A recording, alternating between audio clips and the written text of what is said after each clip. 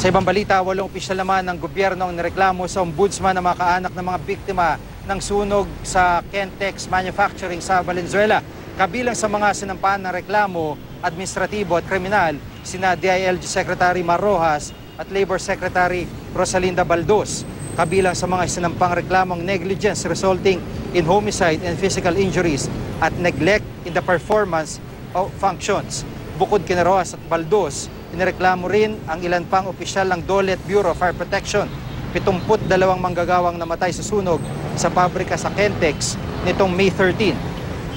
Sabi naman Secretary Rojas, hindi pa niya nababasa ang reklamo, pero nagulat siya kung bakit kasama sa reklamo ang BFP gayong hindi naman ito nagbigay ng clearance sa pabrika.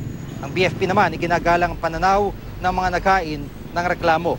Ang Malacanang kampanteng masasagot ni Rojas at Baldos ang kasong inihain laban sa kanila. Hindi raw ito makakapekto sa ginagawa ng pamahalaan na pag-iimbestiga sa may pananagutan sa sunog.